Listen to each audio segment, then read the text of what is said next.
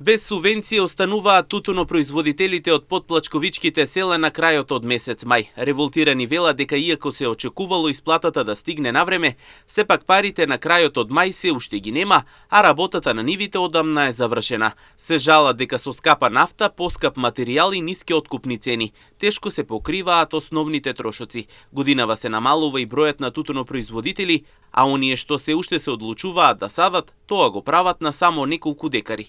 Како не? Кој не? Значи, сите планирале до мај да земат субвенции, веќе мај помина еден месец, нема ништо. Не е само за тутуно, за се нема. Само за општини исплати, за другото нема. Житарица нема. Сточарство нема. За говедари, да ти речам, за крави. Народот очекува дека да добие субвенции. Оние нешто информират за да се исплати, ама што ќе се исплати? Лани зимале по 120 динара, оваа година 80 динара. Не знам што ќе биде со тоа што се намалени, а те се качени. Нафтата тогајќи лани беше, сите знаеме, 60 динара. Сега 100 динара, 93-4 динара. А без нафта ништо не може да ги работиме. Да ти кажам, и стварно избега луѓето, останаме од село, дали ќе имаме оваа година 20 тона тутун. А имале сме 6 тона тутун. Лани, да речам, сеал 20 декара, оваа година само 5 декара и оде на работа.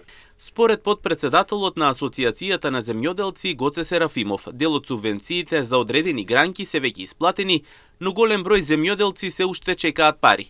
Тој вели дека со приближување на жетвата и новата сезона на тутунот, средствата стануваат се поголем проблем за земјоделците. Па моментално некои субвенции се пуштени, да речеме околе долгогодишните насади, лозарството, меѓутоа се уште нема субвенции за житарицата, нема за свините, за кравите, за млекото, за тутунот и така.